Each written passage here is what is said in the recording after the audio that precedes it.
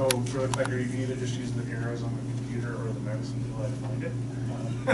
Might be in the car. We'll go and take a look. Thanks everybody for coming. I feel a little disorganized this morning. It took the long way to want to get here today. Been in my brain avoiding the bridge, the Hillsborough Bridge, for like 6 months, and then started pointing the car to Surrey, and I was like, oh right, this is going to be the long way to Vander. So about 15 minutes behind the schedule where I normally would like to be here, so I feel flustered. And I left a mouse and obviously a clicker in Mill River yesterday. So long story short, thank you very much for coming. Our guest speaker today is Kate Vander. Kate's going to talk about her farm's journey and what they've been doing on prioritizing soil health on their farm. And I'll let Kate fully introduce herself and what they're doing. And then after Kate's done, we'll take a brief break just for there's coffee and Timbits out there if you want to grab one as we're coming along. And then I have some slides to share on some AIM projects that I've been working on, and we've been working on collaboratively the last year or so. And so we have probably 45 minutes of AIM slides to share with you at that point. So I'll let you take it away, Kate, and I'll try and put the slides down a little bit because it's a little easy to see the screen. Right. Okay. Yep. What are you looking for? My clicker. But as long as you get a clicker and a USB. I'm just gonna, I think I might have it in my car, so I'm just gonna go take a little look. Okay. Okay, but you're leaving me with no one. Okay. We have faith. We'll be fine. You don't have. Oh dear. Okay, I can really see now. Thing on the side that you can Do you want adjust to the get my? depth. Where am I looking at? Right beside the switch. Okay. Oh, look at that. I can still not see. That's okay. I'm curious. My daughter Jessica wrote up a bio that I don't know if Ryan actually used it. And those who know my daughter Jessica, she's very much tongue-in-cheeky. And this is quite a funny bio, but I would read it to you, but she's written it in young person's print, and so I can't read it. So my speech is in, yes ma'am, yes sir. Thanks, Kate. We can't hear you back here. Is that mic work, the one that's alongside you? I don't know. Does this mic work that's alongside me? I'm going to say no. So what you're asking me, Emerson, is to use my mom voice. Jacob! Can you hear me now, Emerson? Emerson, I think you need to come to the front because you need to hear me. I spent 14 years in the front row. And if you can't hear me in the back row, all I'm saying it was your choice. Okay. There's a vacancy for slide clicker as well. What's that? What, are you making fun of him or me? I am. Okay, perfect. Yeah. Carry. Ted, I need you. As you were. Okay. So he said use the mouse. I'm just thinking, is the mouse on? Click it to make it change? Or The arrows. the arrow buttons. Like that. Should we try? Ah. Arrow buttons. Okay. Hi, my name is Kate Vander. Thanks for the great introduction, Ryan. Actually, I think Ryan is great, and he's done a really great job turning around. Actually, you know what? I should wait till he's here to say that. Shouldn't I? Okay, I take it back. Okay, I'll start. So, it's all Becky's fault, you know Becky, that I'm here, because we met in England, and she thought I had something to say, and that you might like to hear what it is. So if you don't enjoy this talk, don't talk to me, talk to Becky. Becky's not even here. And she's not even here. She was here yesterday, but now we can talk to you, Peter. So just give your complaints to Peter. I'm really passionate about farming, about agriculture. I will say, I'm not sure who all knows me here. We had a horrible accident on our farm just not quite 2 years ago, where our youngest son was killed. Potato farm, involved with the potato box, being caught in the box. And I think, what do I want to say all about that? I think we need to talk about things that happen on our farm that are scary. We need to talk about our own feelings. We need to be brave, and when you share, I'm sure there's a lot of stories in here of people that have gone through a lot worse than I'm going through, but I think it's important that we share those journeys alongside sharing the journeys of what we actually also do on our farms. So thank you for that. Okay. I'm really blessed because I do live and farm and work. Come on, Arrow. On a family farm with my husband and my 6 children. We met while studying agriculture at the University of Guelph, A for ag colleges and universities. We both have BSc honors degree with a crop science major. We farm in Alliston. We grow between 1,000 to 1,200 acres of potatoes. We crop about 2,000 acres. We sell our potatoes, mostly they're chipstock potatoes. We deal with Frito-Lay. We go through WD Potatoes, and we are aware of him. We have direct contracts into Pennsylvania to HERS and Utz. We used to be seed growers. We've got back into the seed growing industry. We grow our own seed. We buy high generation seed, multiply it 1 year. We get pre-elite seed from the spud unit up in northern Ontario, and I'll get like the nuclear little mini tubers, the ones about the size of your thumbnail. We'll plant those by hand, harvest those by hand, and then start the process of multiplying our own seed. We do that with Dakota Pearls. And then we have to use some Frito-Lay numbered varieties, and then we multiply Lamokas also. Okay, so I want to get a sense of who is here. So who are you? Oopsie, wrong way. Okay, so how many of you are farmers? Okay, great. How many are crop consultants? You guys only have two of them here. Sorry, I shouldn't laugh. How many are in just the industry? How many are here because they had no other choice?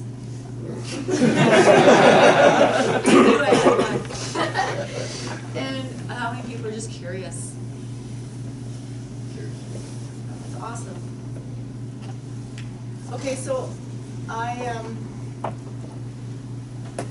wanted to do just as Frito-Lay growers, and I think even now there's been a lot of buzz about sustainability. And so the 4 pillars of sustainability are these. And this is what Frito-Lay, there's a huge a form that we need to fill out on an annual basis, and we have to go through and rate our farms and answer all these questions in these 4 different pillars. And I would say that we are sustainable farmers. My husband and myself, kind of what we do based on what Frito-Lay is asking us. We hit all their boxes for the most part.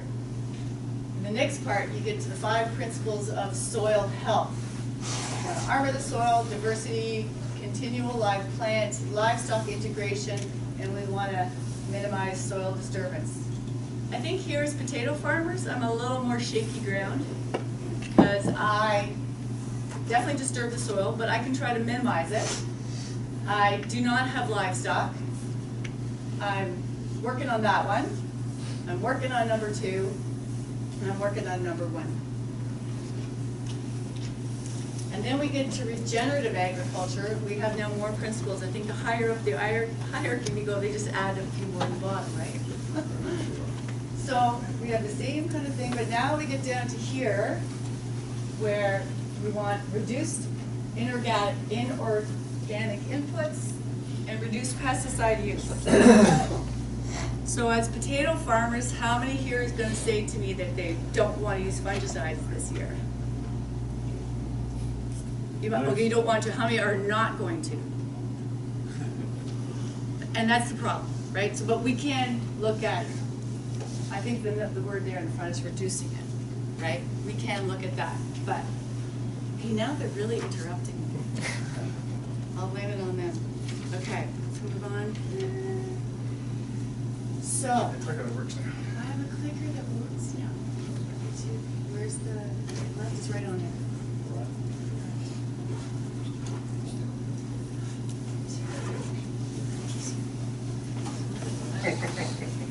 how it is. Okay, so then you come to us, our journey. I'm sure, the more I talk to people, I think we're all doing very similar things. We're growing our potatoes, we're growing crops in between, we're sometimes throwing out winter rye, we're sometimes having winter wheat, we're sometimes underseeding our cereal crops. We're getting annoyed if the clover gets too high and it's hard to combine it. We get annoyed with the rye if in the spring it gets too rank and we can't manage it and plant our crop. So we simplify everything and we try to make it that in the spring the soil is bare and we can plant our potatoes as easy as possible. That's kind of where we were. And I'll say, timelines, we were doing great. When we first started farming together in 1990, we had probably 10, 15 years of great run. And then I wear many hats on the farm, but I do walk the fields. I'm in the fields a lot. And I would consider myself to be the agronomist on the farm. It's up for debate. But I noticed, and I was very much into A&L labs, all the soil fertility, making sure our soils were balanced, putting on extra. Our soils on paper, some of them, not all of them, some of them were perfect. But our yields had stalled. And our crop it would start great and it just wouldn't kind of finish. So what did I do? What will you do when your crop stalls and doesn't finish? You add more fertilizer, because that's all you know. Or you add different types of fertilizer, or someone comes along and says, you need this little foliar mix. We did all those things, and we still weren't seeing results. And I'm gonna say things started to plateau. I was out walking one of our better fields, and I noticed the soil just looked gray. Didn't look that brown, earthy color anymore. It just looked a bit gray mid-season. So we hired a crop consultant, and he started to talk to us about different things we could do. Didn't grow potatoes, but he was just all about the soil health, and he was a really interesting fellow. And he spoke a lot. I gotta change my pages, sorry. About different plants and different crops and what they did to the soil and what they would provide us for down the road. Grow some oats, you're gonna have better phosphorus release. Just these little tidbits, right? So, Julian Sturd was his name. And he went to a conference, I don't know if you guys have heard of it, it's called Acres Conference. It's been going for a number of years. It's kind of more of a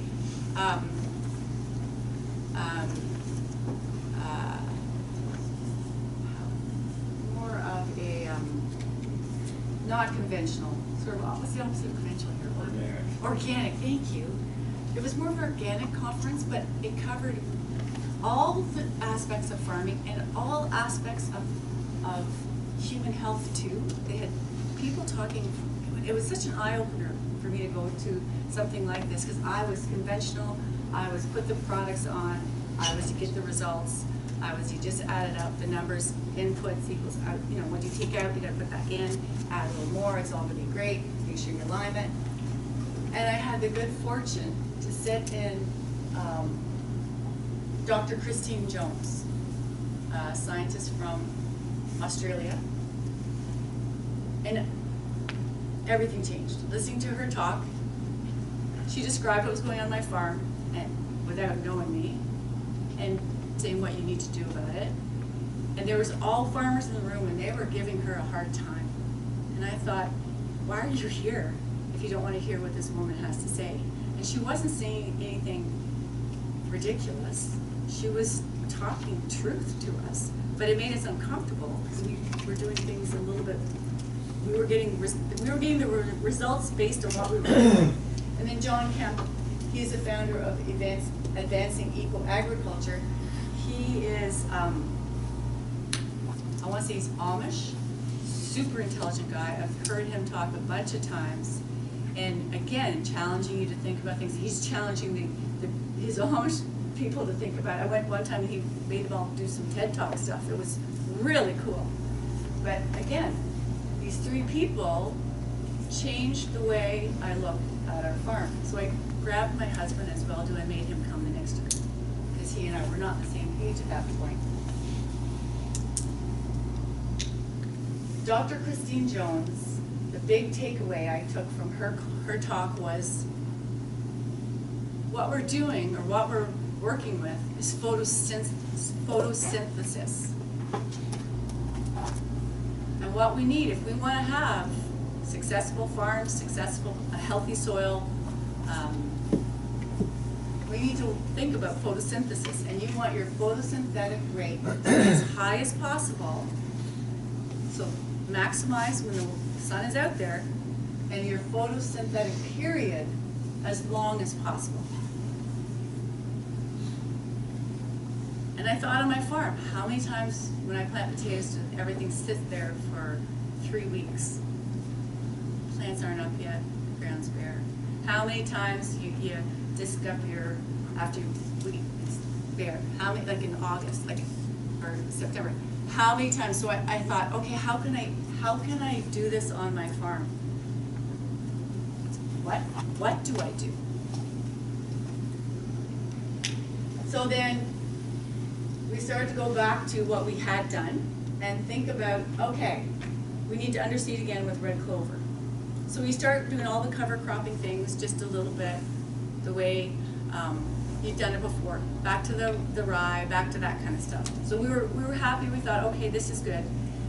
And then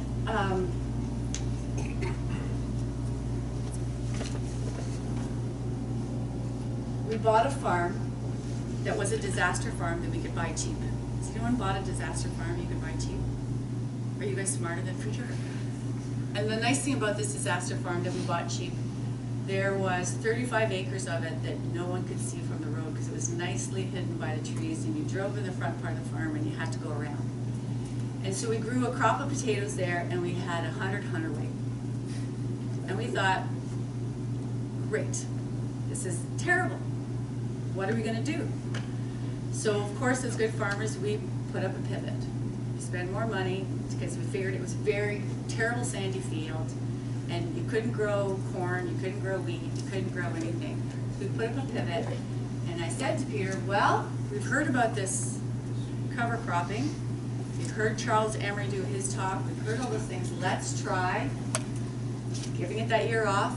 We'll put out the mustard. And apparently it was the wrong type of mustard.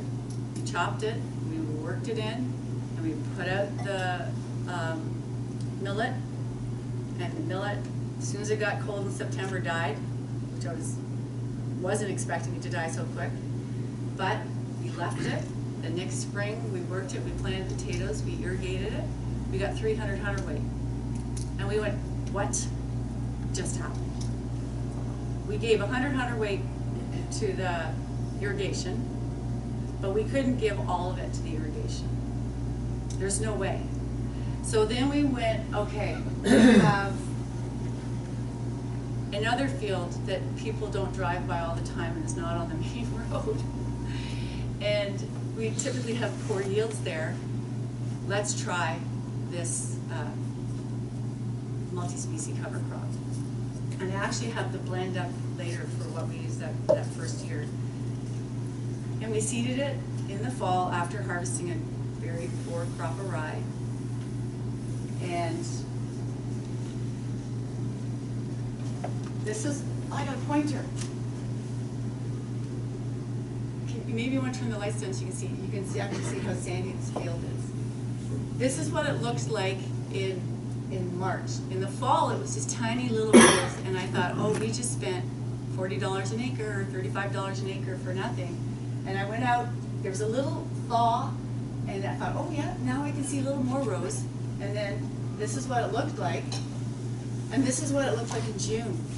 We have never had any crop that big and thick. This is my 6'3" older son, Jacob, standing in the middle of this crop. And I gotta tell you, I didn't even know, I had to go out with my phone and identify species, because I mean, we just threw this cover crop out. We didn't even know what all the species were. But we knew we'd done something pretty incredible. And then all of a sudden, people who were driving by that road, which is not very many, they were asking us, what are we going, they know this is a terrible field. And they're like, what's going on there? We didn't know what to do, but we'd understood the next thing you should do is chop this, work this in, and plant sorghum. So we annoyed several million insects that had moved in there and set up house and were loving it. The potato field that we have actually right beside it, it's one field split in half. It was foolish. In hindsight, looking back, it was foolish that we chopped it all up and did what we did, but we followed what the protocol at that time was. We didn't have much insect pressure in the field beside. I'm assuming now because of all the predators. We didn't even think about that. We didn't even think about the bees and the insects that were in there. Jacob just said, Mom, I'm getting swarmed when I get out of the cab. I'm pissing off a lot of insects. Now you can see how sandy it is.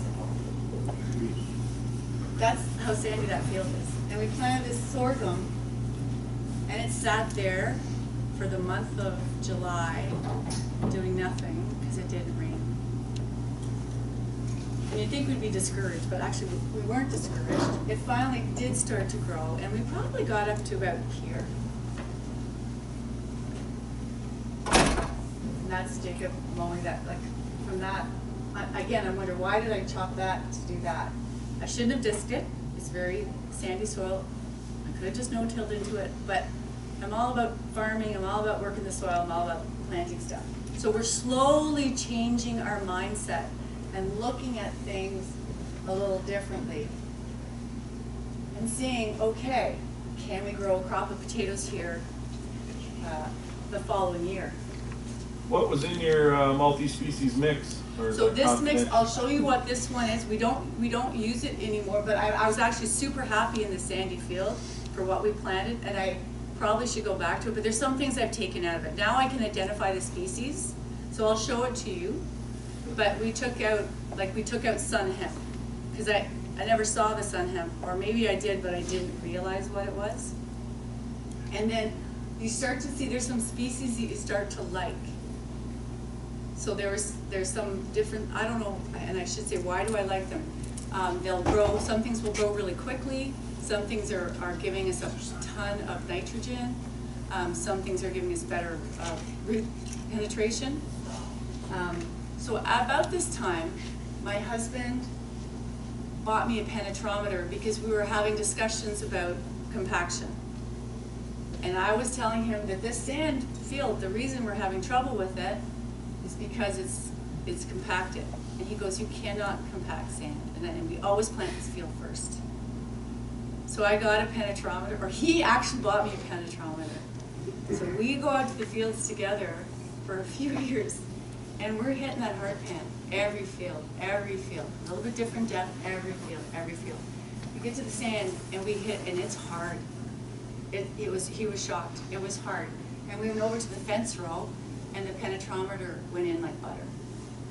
It just goes right in. And you can actually see, have you ever seen it? Has anyone seen a penetrometer? Yeah, they're cool. I love them. It shows you the pressure that you have, the downforce. And my husband, again, 6'3", tall guy, he's bent it. Like, he's determined it's going to go through. So then we again thought, okay, we have issues on our farms that we haven't been addressing over there, so we need to start addressing it. So all these little encouragements, they gave us, yeah, we'll try some more. We'll keep looking at this. So the next year, not just using the terrible fields, we thought we've got 200 acres of prime potato ground that we're now, after we take the weed off, and we will put a multi-species cover crop out there. And now people are going to see what we're doing. So this is about the 4th year of us playing with it, because now people are going to, everyone's going to drive by it. I'm not sure. It grew really well. Really well. And we had underseeded this to And to be fair here, part of this crop was going to be in potatoes, and it had drowned out. So we had some leftover cover crop seed. So we're like, oh, everyone is going to drive by this. And everyone at first was wondering, what kind of corn were we growing that grew so fast? And we had, I had gone out and broadcast a whole bunch of different types of clover, like Berseem clover and things like that, that could handle the wet, because this was a wet field. So this was sorghum planted, I'm going to say probably middle of June, and it went crazy. So we really started to think, okay, let's learn about this. So I had to learn about cover cropping and the cover crops themselves. And kind of getting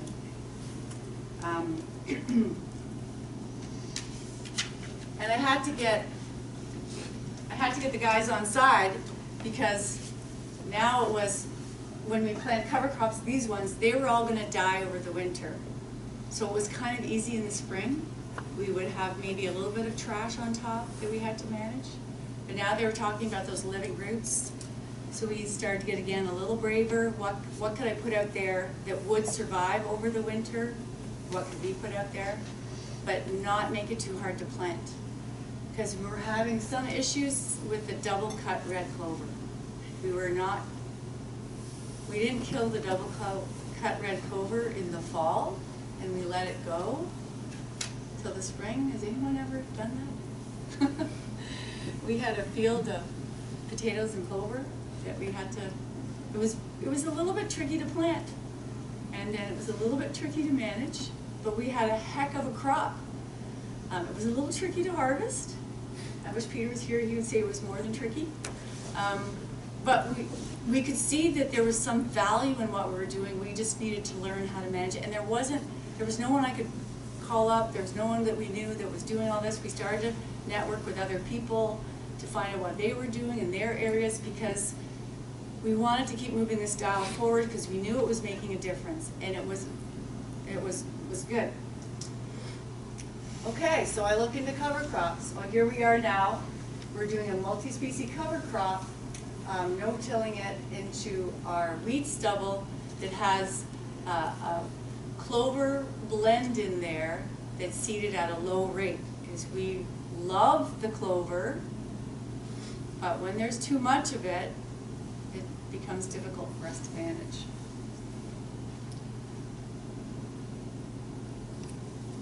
So here we go to the cover crops. So we looked into the benefits of cover cropping. Have you seen these before? We started to use some tillage radish. I'm going to say one of my favorites. Has anyone used tillage radish? Yeah. You think it overwinters, it starts to die if you don't kill, we don't kill our tillage radish. You let it go, and it just disappears. And I remember the first spring walking out there going, oh my goodness, there's all these holes. They're like this in the field. And I can't believe I was so ignorant. I was like, the tillage radish had made all those holes, but I wasn't expecting them to stay so beautifully. Man, it looked like you'd gone over with one of those aerators on your soil. It was incredible. It was incredible. We could see, yeah. We were hoping that we were going to see all these things. And in fairness, I almost have a story for each of one of them where we've seen different things happen by having these cover crops out there. And it started to prove itself to me that this actually works. So this is kind of the idea for the cover crop blends. You want a cool season broadleaf, you want a cool season grass, warm season broadleaf, a warm season grass, and you want to have some legumes, you want to make sure you got some brassicas in there. And we never plant the same, we've yet to date not plant the same cover crop year over year. We've always mixed it up. And my reasoning for that, we are on a tight rotation. We grow potatoes and have off, potatoes and have off. We've even done potatoes back to back. In my dream world, we'll be able to do a cover that you could almost do potatoes back to back. It's so expensive. So I'm kind of the opposite of the long rotation, but the reason for that is I do believe that by putting these multi-species out there and growing 8 to 10, 12, maybe 14 different plants in that soil for a period of time is like giving the field an 8-year break. If you're doing monoculture, it's one crop, one crop, one crop, one crop. But if you mix it all together, you're actually stimulating so much more of the soil and having roots going at different depths, doing the tillage for you, and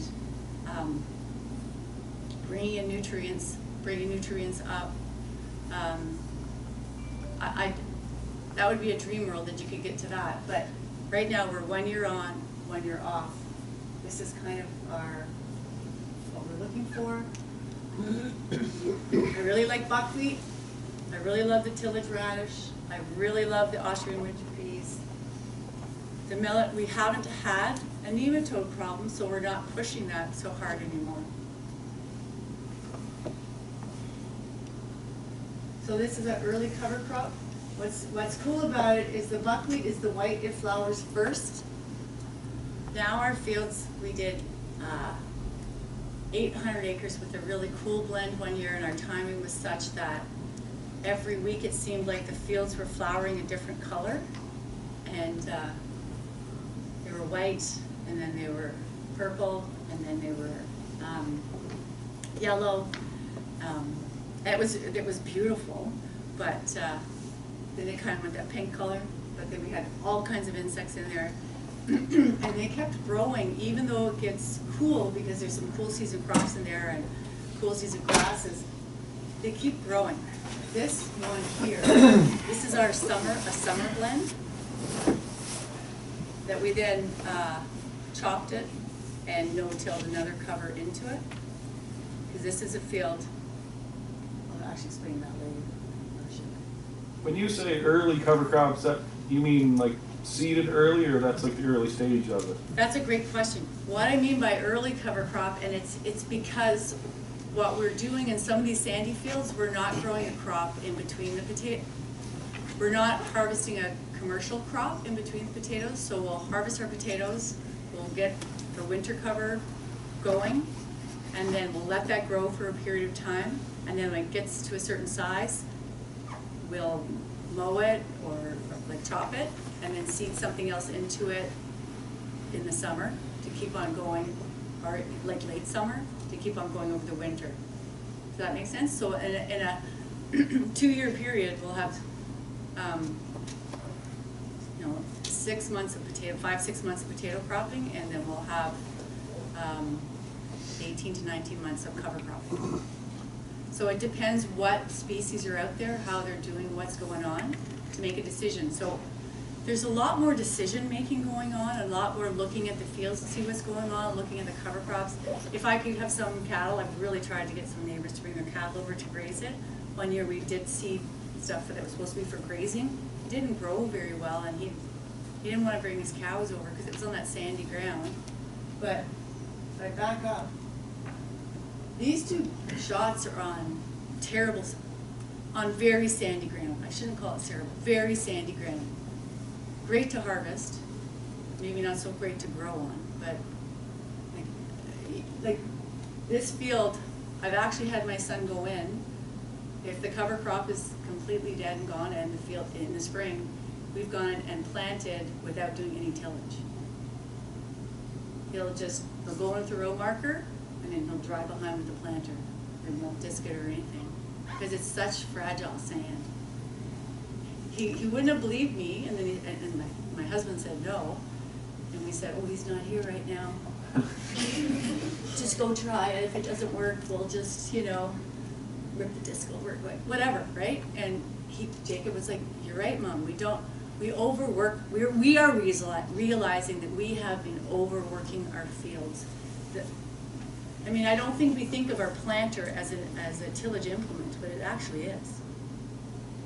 It's going through, it's ripping it up, it's sealing it up, it's moving it over, and it can do a lot more work than you realize. We have an 8-row folding Grimmy planter. So Yeah, so in November, and you'll say, oh, because we don't, our season's not long enough. I think your season's more open than ours in many ways. We can have some pretty killing frosts in October. We have to be pretty nervous about letting our potato crop go much past like the first, second week of October. It's been very open the last few years, climate change, whatever, but we're still very nervous for that early frost that will really hurt the potatoes. So we push hard to try to get them out in that tight window. Kate, you would be fair to say you had an earlier spring and a warmer summer? I would say that, I'm not sure about how much earlier the spring is. I would say some of our summers are too hot, like lately. I don't know that the cover crop is affected by I think that's the advantage of having so many different species out there. There's some weather, one of them is going to love whatever weather you've got growing and take off. And we're not going at high rates with anything. It's not like the ground is completely covered, and I'm not growing it to harvest it. It was a big mindset for us to get into. We're growing it to cover. And then the oats and stuff, I love oats because that it sort of dies in the fall, and then you have some straw. It kind of goes down on the ground. You'll have the Austrian winter peas that will keep on going. You'll have the tillage radish that seems to hang on for quite a long time. It can handle quite cold temperatures, much more than I realized. It'll be very interesting. We've got minus 28 at home.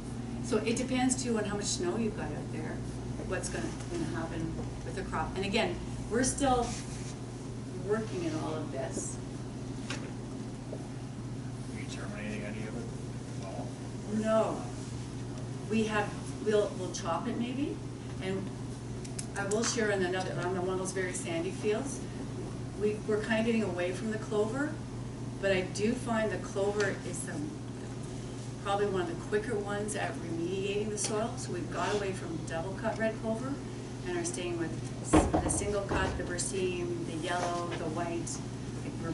I've even thrown some alfalfa out in there now. Again, it's a different type of rooting.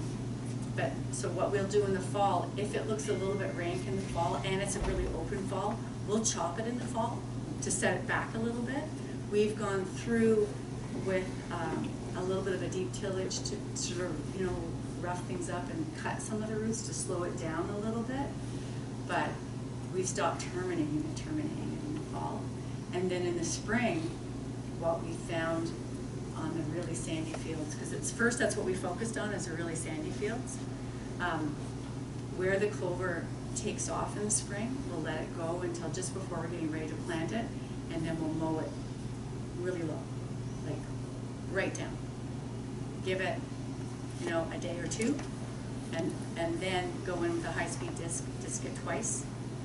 If it's really, root balls are still really too big, we might have to disc it a third time, which is really difficult in sandy fields. It just doesn't work. We've learned that. And then we can plant it. It doesn't look pretty. It looks lumpy. It really doesn't look pretty. But I'll tell you, not one of the guys who work for us will say they'll never Jacob, my son, will complain like crazy about how hard it is to plant it. But as that crop grows, and those roots go right into those root balls, and those root balls hold that sand in place, and by harvest time, it's usually not a problem. We probably have more problem with volunteer winter wheat at harvest time than we do with the red clover at harvest time. Do you guys ever have volunteer winter wheat coming up late season? Okay. And that's, we probably have too much going with that. So this was my original nitro winter cocktail. This is that original one that you saw where there's a little tiny rose that nothing happened. Well, I thought nothing was going on. So the berseem clover, the Austrian winter peas did really, really well. The sunflowers came up, the Phacelia made it. The turnips were nowhere to be seen the first year in that sand. But when we moved this and tried this blend, we took the sun hen powder because it's expensive. We didn't feel it was doing anything. When we took this blend out to the 200 acres of potato fields, it grew like crazy. It must have scavenged it. We must have had so much nitrogen left over out there. Like it was a heck of a crop. Like, and this was in the fall that we seeded it. And in the spring, it was amazing how great the ground looked. Again, these were fields, this, what I consider good, still has a little issues with compaction, or at that point had issues with compaction, and we would have a problem in the spring for the water to infiltrate down and go off so that we could plant. We had to wait. 2 years, that's all.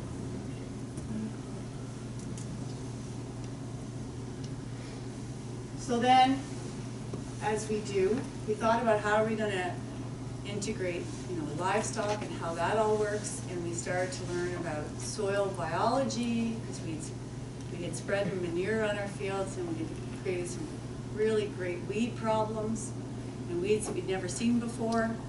Curled dock, is anyone remember curled dock?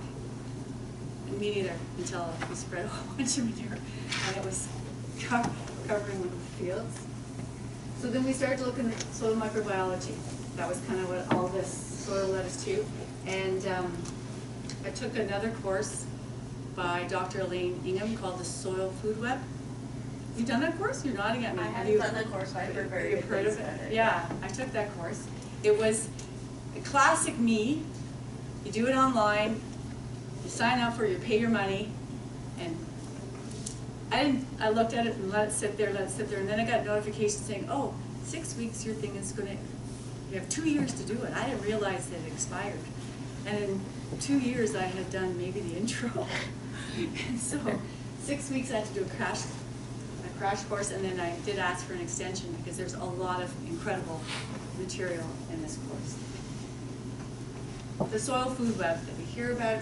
So then we started to go, oh my goodness, we're putting these covers out there, we're getting all these flowers, we're getting all these insects, we're getting all these things going on. What is actually happening?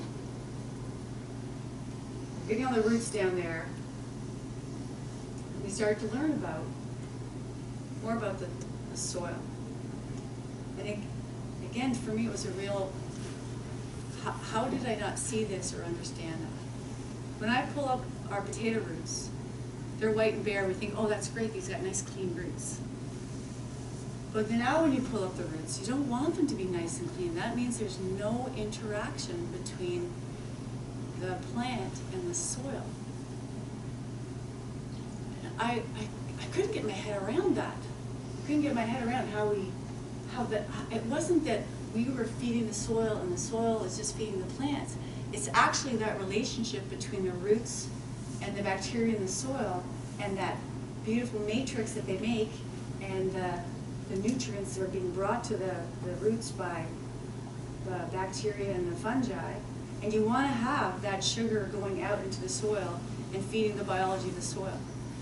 I had to read it over a few times. And then I went out into my gravel laneway and I pulled up some grass that was growing there. And the roots are completely covered with what I would consider soil. I thought, shit, sorry. This is right. This is true. The roots should be covered. There should be this interaction going on between the roots and the soil and the bacteria and the fungi.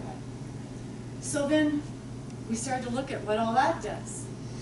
You get your earthworm population coming back, it does a tillage for you. It provides food for the plants. We're going to need less fertilizer. Manages all those micronutrients. Changes your water holding capacity so that you don't lose water. You actually hang on to it, so if you get less water or you have those dry spells, you can get through it. We're having more and more extreme weather, and you want to make, everyone talks about having resilient soils. Well, how do you make that happen? That is what builds your stable soil aggregates, and that's where we do all our carbon fixing for the soil and building the humus in the soil. There's actual nematicides, there's different fungi that actually lasso the nematodes and strangle them. It's really crazy. You have great carbon cycling, great nitrogen cycling. It moderates the soil temperature. Where I walk the fields in the summertime, my feet are burning in those potato fields. If it's 30 degrees outside, and it's a hot sunny day, that's that soil that's bare because our potato canopies haven't filled in yet. It's hot, and we were burning the bottom leaves of our crop. And it manages disease pathogens because you have a biological population that's working among themselves and taking diseases out. Because we actually, the ground, everything's designed to be growing. So now I have to kind of put this all together on our farm. How do we pull it off? So, I'm gonna back up there for a second. We changed the way we looked at the cover cropping again. We added that whole winter thing to it. We thought, how can we introduce livestock? We started making compost by buying the manure, composting ourselves, getting our straw. We exchange straw for manure. We chop all the straw now, put it back in. We now put on molasses and fish oil. And I'm really jealous where you guys live. You should be able to get fish oil like dirt cheap. You should be able to get molasses pretty cheap. On a 1-to-1 ratio, you can go as high as low as you want. You're not going to hurt anything. We throw in some biology. We don't throw in some biology. We buy some encapsulated biology in a product called AgriGrow. So now through our just ground sprayer, we'll spray this on the cover crop and the winter wheat on all of our acres every fall after harvest, because it doesn't matter how late it is. I think you could probably even put it on in the snow. It's just kind of nice to put on later because I don't know if you know about fish oil. It has a little bit of a smell, fishy smell. But what we're doing is we're providing food for the bacteria, food for the fungi, and then we're hopefully giving them the ability to grow and populate our soil and then help us for the following year. It's not expensive. We started just doing it on the cover crop before we were doing potatoes, but now we're actually doing 2 shots of it by putting it on the fall seeded crop and then on the cover crop before we have the potatoes. So we're hopefully building that soil biology back up. And we've seen a real difference already. I mean, we're still new on this curve. And I always want to back up here.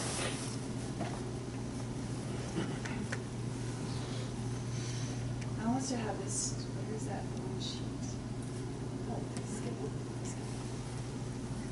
Skipped it. Where I go through what all the biology.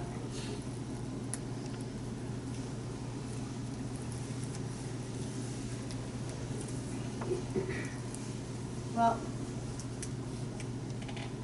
we now no longer do fall tillage. It was a really hard thing for my guys to get their head around. We no longer do any fall tillage. We just let the crop grow, and now we see earthworms.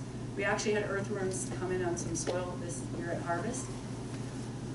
We always have food now for the biology of the soil because the roots are giving off exudates. Everything lives longer than you think. Like, we've put out rye late, and it's maybe this big, but it's still better than nothing, and in the spring it will start to grow.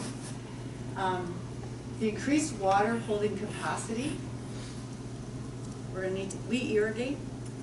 I'm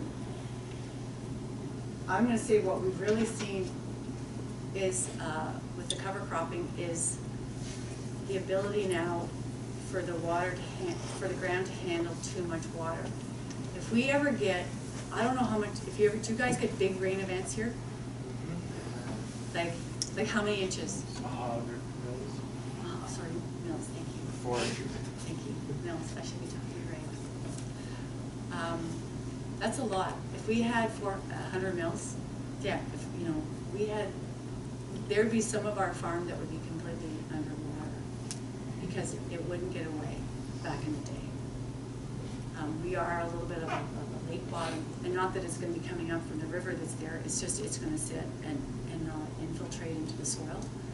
And so I've never done those infiltration tests. I keep meaning to do them, but classic father-son. My son Jacob, He's managing the irrigation now. My husband Peter says to him, have you got the stop set up on the pivot? It's the first time it's going around. Have you got it all set up? Have you checked it out? Is it gonna shut off at the right spot? Jacob goes, Dad, looks at his cell phone. Look, it's all in, I'm good to go, it's great, don't you worry about it. I've got it, I'm taking care of it. And he goes, I really think you should go check it. He goes, no, we're good. We are so good. He doesn't go check it. My husband doesn't go check it because he's trying to hand over to the next generation. I'm not trying to put anyone. Next morning, Jacob goes out there, 6:30 in the morning. He calls me in a panic. The pivot stopped, but it didn't shut off. He hadn't checked it all the way. He wasn't sure. And the pivot's at one spot on the farm, but the pump is all the way down by the river. And this farm goes one road to the next road. There's all these trees at the back, so it's not like you can just get there really quick. There was a lot of speeding to get all the way around to shut it off, and he calls me, and Jacob is like, I have screwed up. And I'm like, it ran there for whatever, 7-8 hours in one spot. And this is field, the water does not get off this field. So we irrigate it carefully because we can get a big rain event and we don't want. So I said to him, Jacob, I'll go out and have a look. You're there now. Mark on the hill. Like, is it up over the hill? Like, mark on the hill where this water is so we can see if it's starting to go away. And I'll come out in 3 or 4 hours. I gotta finish checking the fields I'm on. There's no point in me going to see if it's soaking wet, it's soaking wet. We won't know until. So sure enough, he didn't listen to his dad. Did he listen to his mother? He did not mark on the hill where the water was at. I should have gone out retrofit. But I'm a little smarter. I go up to the pivot center and I start walking out to the outside because I figure that's where it's going to be the worst, where the water's been pounding with the end gun. And I went out, I guess he called me at 6:30. I was going to say I went out, 1-ish. I had my morning, I had to do stuff. And I'm walking out, and I'm walking out, and I'm walking out. I'm going, so far so good, so far so good. I'm getting out now to the last tower, and I'm like, it's going to be a real disaster here. I'm going to have to take my boots off to walk through this. There's no way. And I got out there, and there was only water sitting in the divots from the tire track where it went through the gullies of the hill. And I was like, oh, we have made a difference. Oh my word, have we made a difference with what we've been doing. I regret that he didn't measure it. I regret that we didn't, but we know that this farm has now made a difference. So now in the spring, I can drive up the hill and I'm driving, I can see this farm and there can be water laying on the fields around it and the water has soaked into this farm. I can't believe it. It's amazing. Build stable soil aggregates. Our sand is starting to change color. It doesn't look quite as yellow as you saw there, and not quite as much like a beautiful beach that you should. And I'm hoping we won't get trucks stuck in sand anymore. So it's holding the soil in place for sure. I'm allowing my neighbors to let their soil blow onto their topsoil blow onto our farms, and it's fantastic because they're not doing this yet. We haven't had issues with nematodes. We're definitely getting carbon. We're now getting carbon credits and money from Frito-Lay. Who knew? For capturing carbon. They figured it out. We didn't. I don't like doing all that. Definitely nitrogen cycling. We are totally moderating the soil temperature, and that's something that I've seen. And the disease pathogens, I'm going to tell you, the last 2 years we've had a whack load of late blight. Combination of our error, trusting in the spore trap, so we didn't put early fungicides on. But other disease pathogens we'll see. Like, it's still a work in progress. I believe that we have improved, but a belief is not the same as actual proof.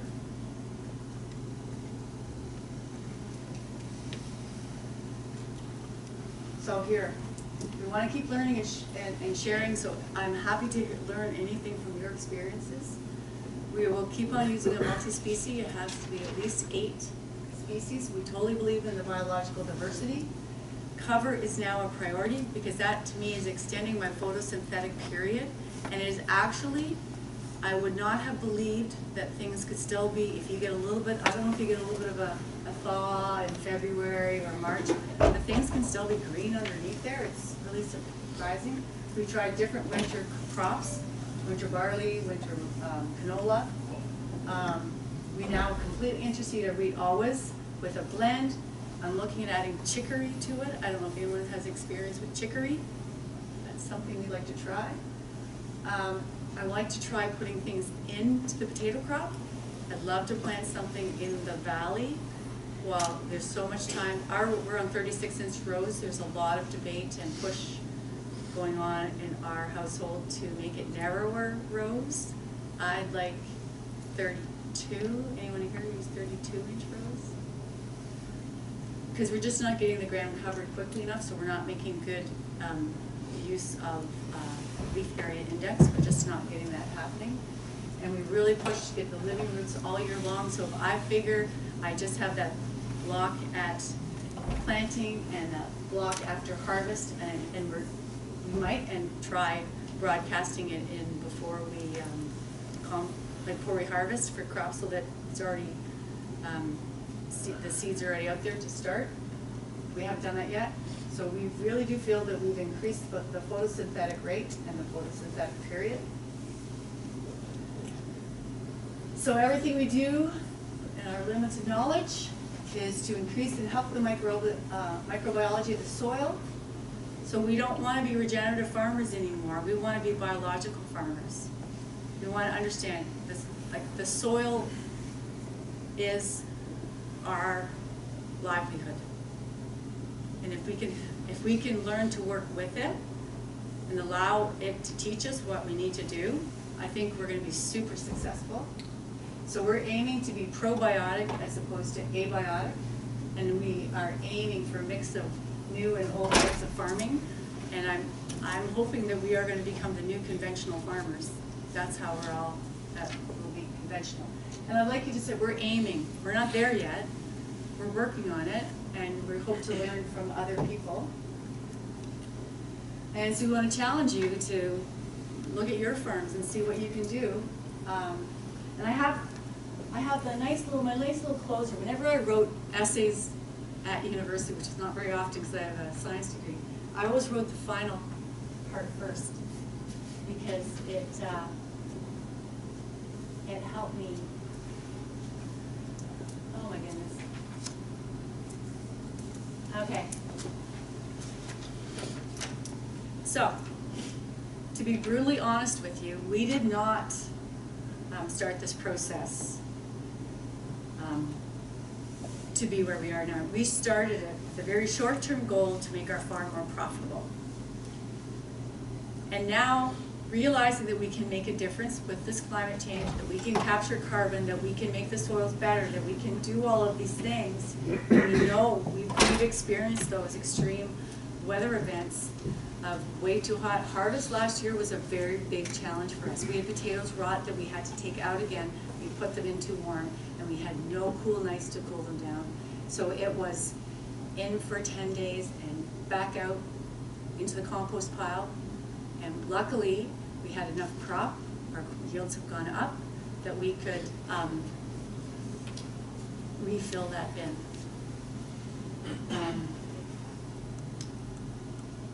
Our goal is not only to help our farm and the soil for our immediate yearly profit, but also to ensure that our children and grandchildren will be able to keep farming going forward.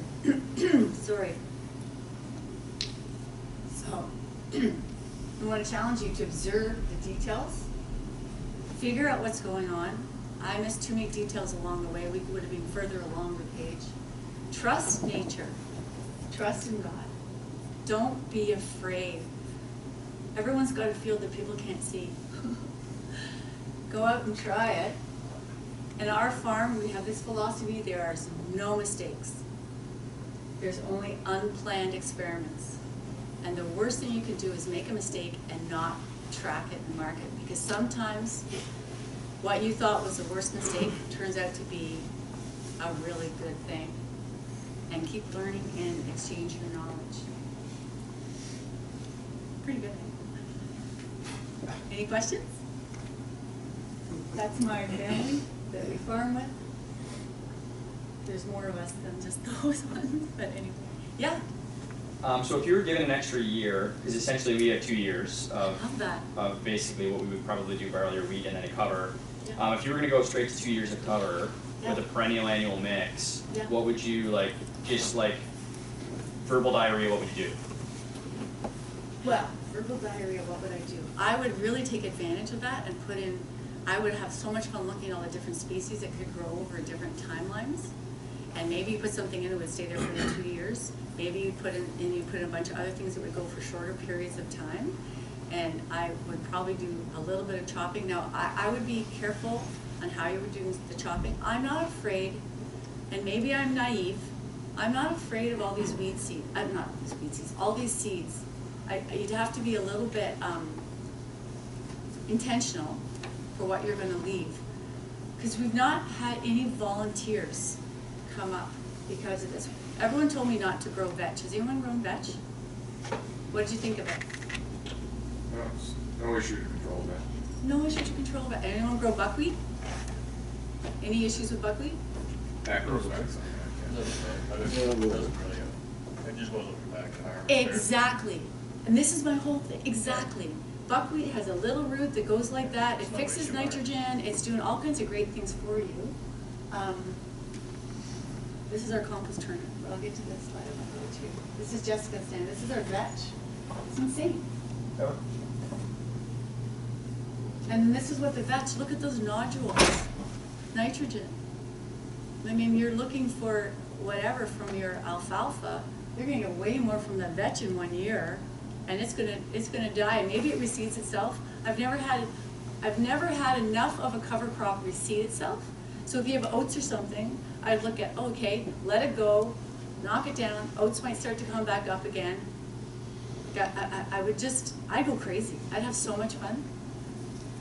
It's a really great, I wish I could do it. I think you'd have incredible results. You could probably pull off not using any fertilizer if you did that. You'd cycle all the nitrogen around, you'd be building it up in the soil. You already have great P levels from what I'm hearing, like I'm kind of jealous. And then you're gonna have all the micronutrients now available. You're gonna increase your water holding capacity, so any rains and stuff that you get in the spring, you're gonna be able to get on there. Now, I will say one thing, I'm not gonna say due to the tillage radish. Because I like those holes and now I can see those things with the tillage radish, I almost want them to firm up so that the ground, that hole stays down when I drive over top of it. Does that make sense? So in the spring, we're gonna wait until the ground is ready before we go on. I don't want it to be too wet. If you push your soil wet, anybody, push your soil wet, it does not pay. In the long run, it just does not pay. It does not pay to be doing things early. It does not pay to do things. If you start doing cover cropping, you'll find you might start maybe a day later. That might change as we do more, as the years go on. We start a little bit later, but when it rains, we start sooner. So anyone who gets on there early, when it rains, they've packed it down, they've sealed the soil. Our soil stays open and it's still breathing and things are still moving. I think I forgot, I glossed over what the other thing that Dr. Christine Jones said that really pissed the farmers off in the room. She said, go home and drop your nitrogen by 30%. You guys are putting on way too much nitrogen, she said. And the guys are all at Cornwall, they were all upset. So I came home and I said to Peter, we're gonna drop our nitrogen by 30%. This is dead easy for us, because we can just add it in later if we don't like it. And she said, drop your phosphorus by 50%. I'm like, I'm not gonna do that the first year, we'll just do the nitrogen. We did that and our yields went up. Our yields went up. And I went, we have been messing around with this. So we've actually changed our input types to be more microbially friendly. We don't use any muriate. I don't know if you guys use muriate. Oh, we don't use use any variating. Use SOP instead, It's at the expensive. same rate? I actually cut it up a little bit. Well, because, yeah, but it's tricky. Yeah, we use SOP. And then we do use K-Mag. You guys probably use K-Mag. Because our soils are low in magnesium also. Did you cut phosphorus by 50%? I Try did. that. And our yields have not gone down. And I think this year I actually did see, for the first time, and it was a rented piece of ground, I saw potash deficiency. So I thought, okay, I need to rethink this. I need to make sure I have a good soil test on a farm before I cut everything back. We still had over 300 and it showed, and it had blight, it had potash deficiency, and it still did, like, I think 350. So, and it wasn't irrigated, and it was poor sand. Yeah, question? Kate, one of the challenges we find on the island is that post-harvest, how do we get it green right after harvest? And so have you found any specific mix or any of the types, or any of the species that you've been using that has performed the best in that late season? I think it's fine for all the fields you kind of start with and are digging early, Yeah. but then if you found the magic one that can work in those last field stuff as well. At this point, we're still throwing out rye late, right? And then I'm gonna get a little braver and throw something out with the rye. So, and we all have a lot of pushback from people going, it's way too late to throw the rye out there. And I'm like, who cares? You don't know what the weather's gonna be like in November, December. And every time there's been green in the spring. The rye is a pretty tough crop, and I actually don't like the rye to get too big because then it becomes, well, now we can chop it. It probably is manageable. Back in the day when you had a big top thing that we had to work in. So we're actually challenging Sputnik to come up with equipment that can handle trash.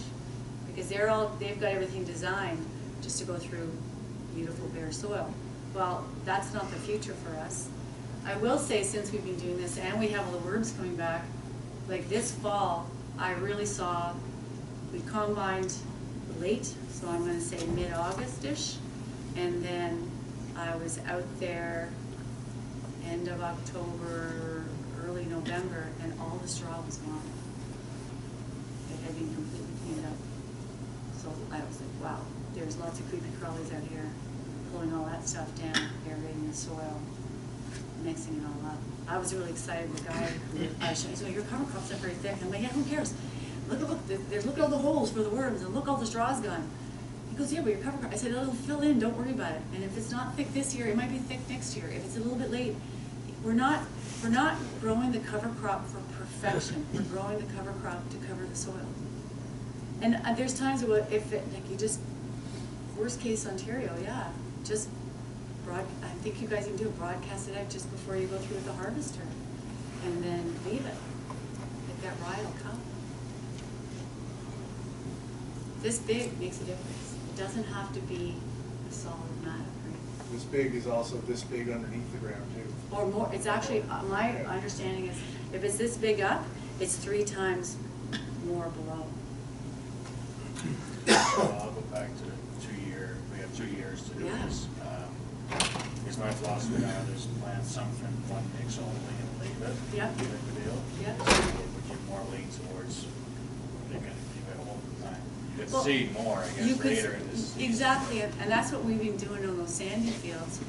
We'll, because everyone had told me you have to chop it.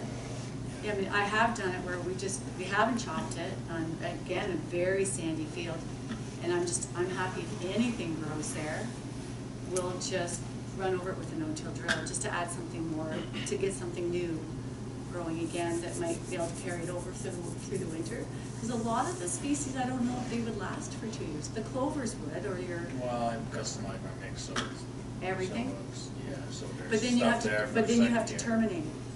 I just plow it in the Just fall, plow as of it. right now, still, Yeah. it's still not Yeah. ideal, but. Yeah, and that's where it's like, how can we have different things?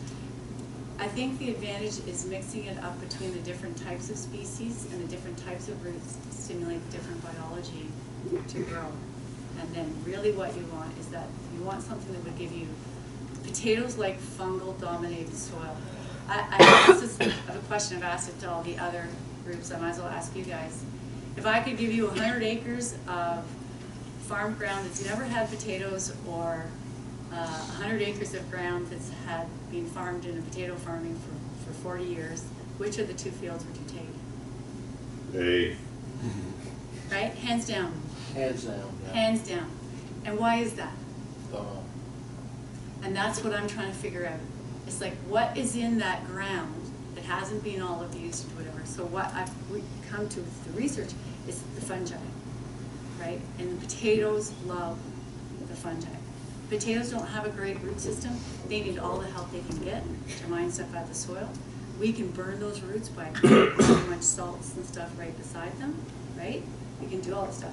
So whatever you put out there, back to your question, Chad, I'd look whatever would make the soil fungal dominant.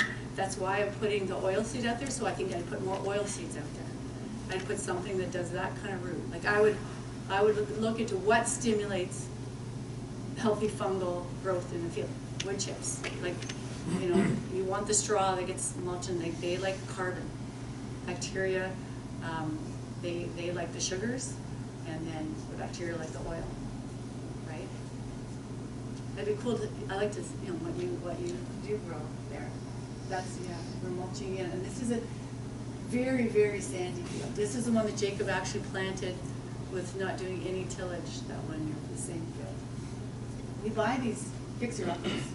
I did that Sawyer undies. Did anyone do that one? For you? This was a farm that we could only grow, we only did grow potatoes on the top, on 30 acres, because it was heavy. So we did take all this to our whole farm, and now everybody gets it, and we've seen a huge difference in the heavier soils too. It now makes it that we're not bringing nearly as much dirt in. Our fuel bill has gone down, even though fuel prices have gone up. We have the windrow operators say, what have you done differently? The soil is now friable and following through the chains. And now instead of just growing 30 acres here, we're growing the whole 90 acres. So we're seeing really positive, not perfect. We have some weed issues that we're trying to work with. We're trying to get away from glyphosate. We're definitely trying to get away from fall, like terminating anything in the fall. We're trying to do all that. And right now, I would say all of the acres we grow, this is probably the first year that all of the acres that we own are green. Yeah. This is the planter, and you just see we built our own row marker and just put the dry fertilizer down there. Actually, oh, is it the video? The video. This is my experimentation with buckwheat and potatoes. I'm not super brave yet. So the white flowers are the buckwheat. It's a seed potato crop that's going down. Again, no problem at harvest. I don't, even in the wheat, we don't kill anything that's not going to affect harvest. We had a production field that it was more full of buckwheat. I got nervous and we sprayed it with Sencor, took the buckwheat out. Too much. I should have maybe done sooner. I had some of them survive, but and there was none. If I see a tillage radish come into the storage, I'm always really excited. We laugh about how long it is. I don't mind seeing the peas come up in the seed. They're not going to hurt harvest. So the question is how to get enough out there to make a difference, but not too much to smother the crop. This is that field I was saying, this is the bottom half that we never grew potatoes on before. We had seed Dakota Pearl there, and that's my sort of summer scouting crew. And roving. And we're really proud of this field that we can now grow potatoes there. We have a 3-row air step harvester. And thank you very much for your time and asking questions. If you have any more questions, I'm happy to answer any questions you might have. More questions for Kate? What's your fertilizer program on your cover crops? Actually, we don't, other than the molasses and the fish oil at this point. Wow. Usually we have a cover crop that's after the potatoes, if they seem to grow, the wheat grows well, and then we aren't fertilizing it. It's something that we're looking at. We do fertilize the wheat now. We are looking at, actually I'm going to back up. I'm actually not quite truthful. We are looking to any fertilizer we're putting on all this is geared towards what we need for the potatoes. Does that make sense? So our area is deficient in boron, so whatever we're fertilizing, we're making sure we're getting boron, we're using, right? Whatever we're doing, we're looking at going forward that way. So we have switched, again, different types of fertilizer. You put some of your potash on in the fall. cover crop year. Yeah, we put the potash, yeah. So, yeah, we put all our potash on in the fall. Pretty much all of it, not all of it, but pretty much all of it in the fall. We'll put sometimes we'll put a little nitrogen out in the fall depending on how the crop has gone, and we'll feed the cover crop. But usually not too much nitrogen anymore. We're really backed off on the nitrogen. Yeah, I was just curious if you wouldn't mind sharing, if you were able to share, what value Frito-Lay put on the sequestration of carbon. Oh, shoot. You know, that's a great, we got a really healthy check. They based it on, I want to say 2018, that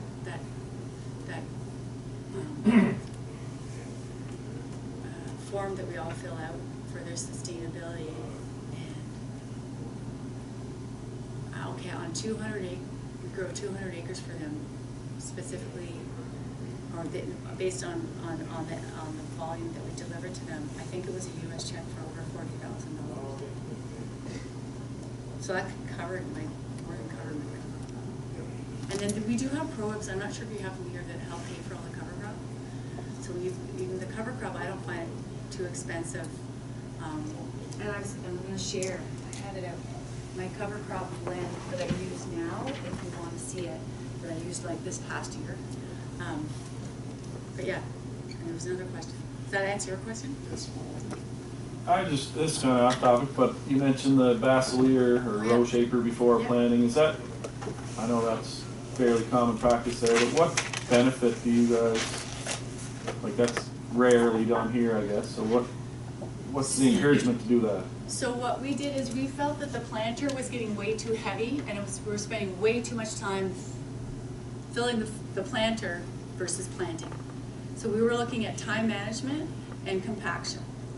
And then we wanted to be able to do more variable rate fertilizer with what we're banding. So the row marker does our banding. It actually does a little bit of field prep, right? So right now we disc twice. We row mark and we plant. We have a high-speed disc. The high-speed disc has no problem staying ahead of us. The row marker, it was a 6-row row marker that we had with an 8-row planter. The row marker, he was struggling sometimes to stay ahead. So now we built this 8-row unit with an air cart. So then that goes ahead of the planter, and then we can change the fertilizer rate and blends on that quite easily. And then the planter, he just plants, and then we have liquid fertilizer on the planter. So we have all the different ways of putting fertilizer on to the potato crop. And now on the planter, we just put on liquid calcium. We've taken the phosphorus off and just put calcium on. We put calcium in the tube and we put calcium on the hill because we feel our soils are not high in calcium. We are not calcareous, and that we feel calcium is actually more important than nitrogen as far as what it does for our crop and our storability. We are medium, very early, medium, and long-term tipper stores. And even for our seed, I want healthy skins, and I want healthy plants, and I feel calcium. Some of the varieties are actually almost like they're luxury users. The more calcium you get, the better they do.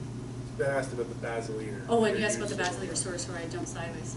The basilear is something that we got when we first started opening up these heavier grounds, and then we would go where the soil was really heavy. Then it's like a giant rototiller. And so you can go ahead of the planter and you can go after the planter if you've made a bunch of lumps. So we just use it in specific areas. Again, it was to open up more acres to us of land that we owned. And I don't know if anyone else in our area uses a basilear. So the row shaper thing you were talking about at first, like you're putting dry fertilizer down with that? Yeah. With like an air cart or something? Yeah. Yeah. You have a picture of that by chance? I do. It's not a great picture, but I have it on my phone. Yeah, yeah. I can, and you can, it's better if you talk to, my husband and my son are equipment guys. My husband comes home at night and he watches Larson Farms and Lenny Farmer. It's almost, I mean, I don't know who the new ones are lately that he's watching. And he's watching them do some big tractor changeover, big bud tractors. Anyway, and I'm doing this stuff. So together it's perfect. Some days. But yeah, definitely I can give you, you can reach out to them. And I think they would happily share that with you. So we basically took an old, like Dammer Diker, and it was our row marker at first, and just put, and then we took an old plant, you take an old planter and just, we've had various forms of it, and so this is our latest one, is with this air cart. Cool. Any questions? Eric? Kate, enjoyed your talk. Eric Richter with Syngenta. I worked most of my career in Ontario. Okay. In your residue management strategy, one of the things that we really need to do to mimic nature is get that organic matter laid on the ground. Like a tree in the bush, depending on the species, will stand for 10 to 20 plus years. But once a tree is laying on the ground, we know this from Fiona, once a tree is right on the ground, the decomposition rate accelerates because we've got all the microbes being able to access it. Have you looked at airway or the crimper roller rather than spending huge amounts of diesel and high maintenance on your flail mowers?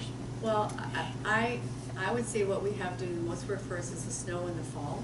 We don't really, we only mow the stuff in the fall if we need to deal with root issues rather than doing tillage. And so a lot of this big canopy would just lay down. And if we drive over it, because it's not like it's a dense, how do you say it? I mean, yeah, the vetch gets intertwined and it's hard to get through, but you know what I mean? It's not like you're walking through a solid wall of potatoes, like it's going to knock you over. I do think we're actually getting pretty good. I understand your concern, and we've talked about that, but I do think we're actually getting more soil coverage, because this isn't left at the end. I'm talking about in the middle of the summer where right. we've done one, like these are the annual cover crops. Yeah. And rather than disking it in, or yeah, we don't disc it in. why would we not come back through and lay it down without high powered flailing equipment? It really works. I mean, that was done in the 80s, and I'm surprised I don't see it on the island, right? Yeah, and I see a lot of flail mowers. And I would say that our drill, when we re-drill into it, knocks it all flat too. So it would do a similar idea. We don't have a roller crimper. It is something we've talked about. But then I imagine it more with managing. Again, you have all these crazy ideas. It'd be great if you had a pretty thick rye crop that you could put it over, just do zone tillage, put your potatoes in the zone tillage. In between where that crop is laying down, you're not going to have weeds that's going to deal with a lot, and it's going to have breakdown. Is like that kind of idea. We're constantly thinking, how can we do like ridge tillage and plant potatoes, right? And roller crimpers work reasonably well with tall stuff like rye and stuff like that, but with a dense, thick cover crop, I think might be a problem. Well, it's the red clover, but I have to get away from it. I love the clovers, so I haven't heard that. But I mean, it's a great idea. Any other questions before we take a quick break? I just want to right now, while Brian is standing here, thank him. He's really amazing. He's done an incredible job. What did they say? For that. I'm paying her for coming here, but I didn't pay her for that. She said it earlier while you were out. You're an incredible ambassador for IPI Potatoes and the island, and your hospitality has been outstanding, and this isn't what I do, so thank you for putting up with my scatterbrainness, and again, kudos. You're really fortunate to have Ryan, and if you're not careful, I'm going to take him.